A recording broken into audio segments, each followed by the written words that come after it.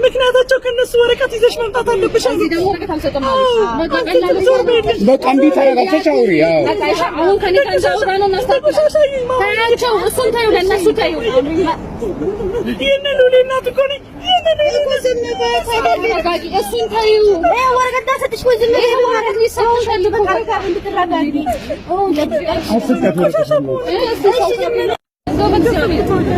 በቃችን አጨክኑብኝ። እኔ እንድሞት ፈልጋችሁ ካልሆነ የኔ ህይወት እንዲጠፋ ፖሊሶቹ በቃ አሁን ላይ ብቻዋን ናት ይግደላት አይነት ነገር እንደገና በሴቶችና ህጻናትን በቃ ልጆችን አናሳያትም ድብን ትበል። መቻላቀተኝ ልዑሌ መቻላቀተኝ። ልዑሌ ማን ያጽናናኝ? ማን ይደግፈኝ? ልዑሌ ውሃ ማን ያጠጣኝ? ልዑሌ ሉሌ ኃላፊነት አለብክ። እናትህን ቢያንስ እንኳን አስታማት እንኳን አጠገቧ ሆነ ልጄ ሽታዬ ልዑል የዋህ እኮ ነህ ልጄ። ልዑል ከዳኝ።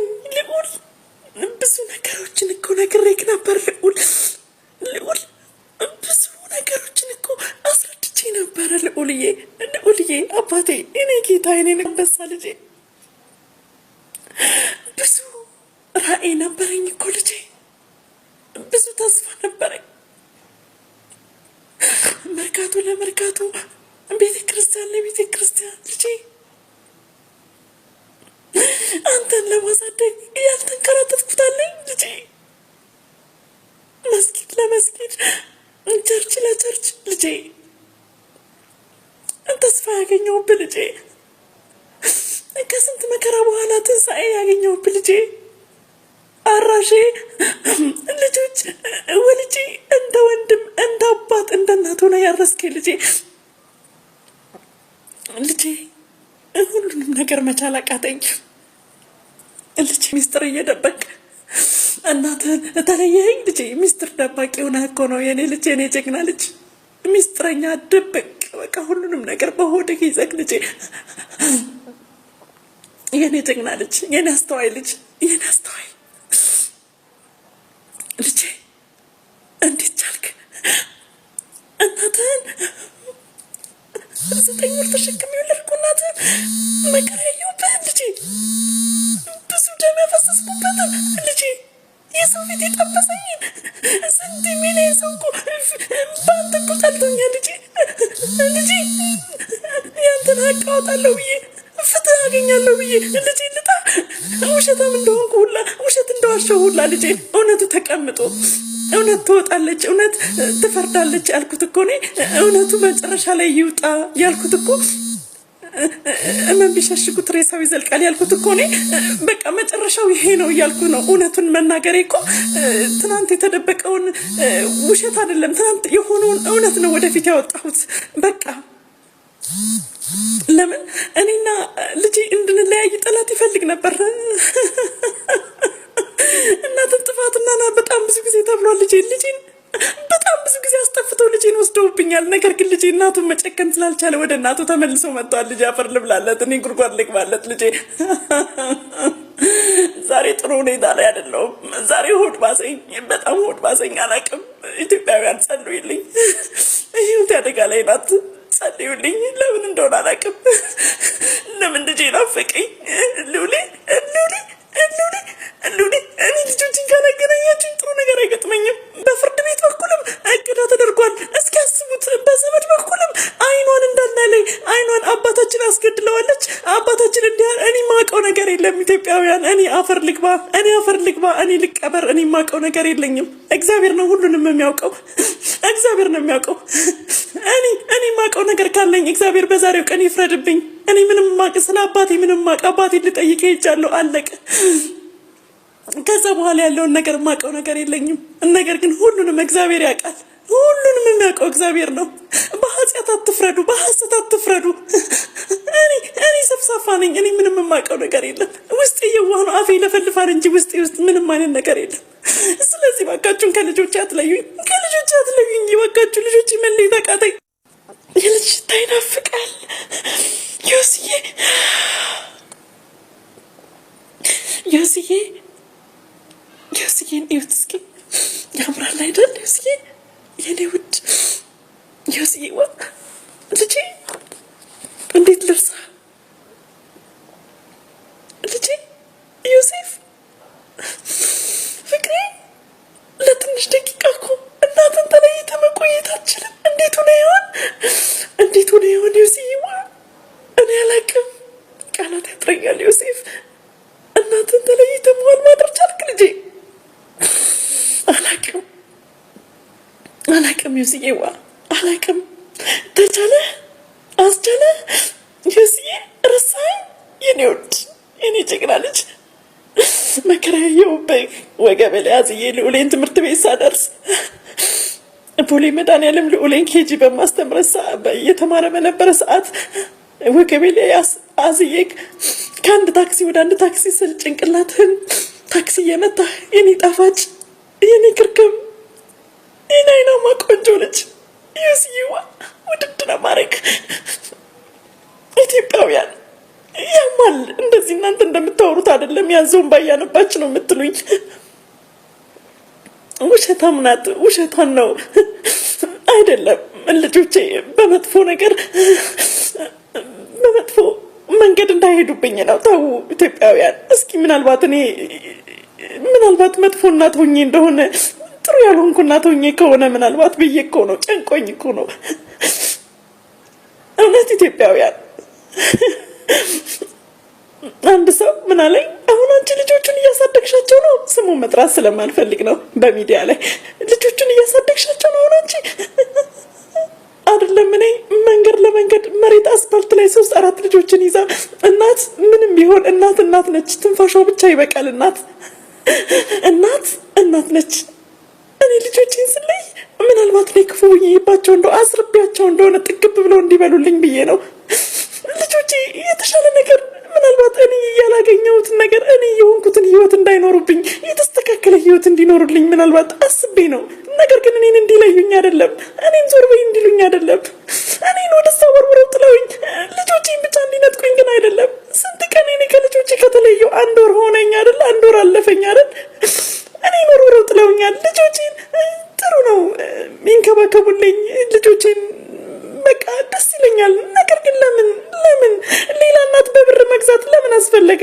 በገንዘብ ሌላ እናት፣ በውድ ገንዘብ ሌላ እናት መግዛት ለምን አስፈለገ? እኔ እኮ ኦሪጂናል እናት ነኝ።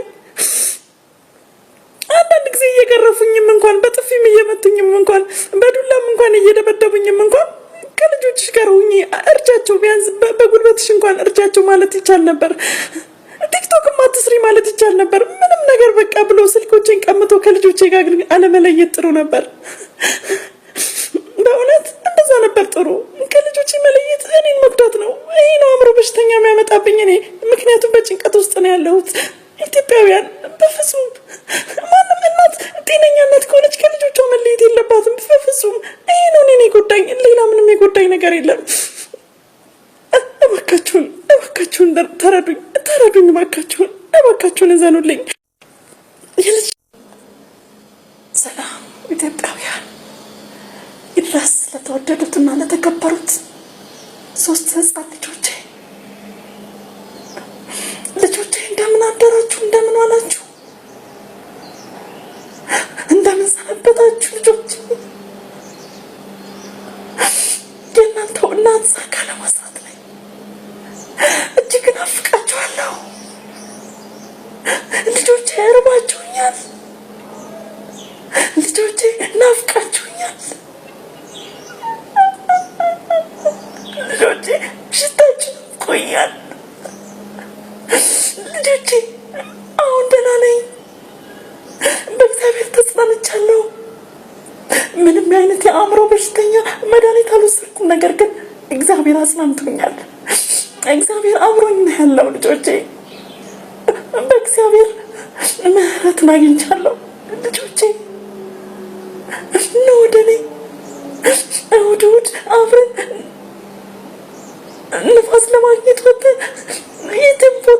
አብረን የምንገባው ድክም ብሎን ልጆቼ የት ላግኛችሁ?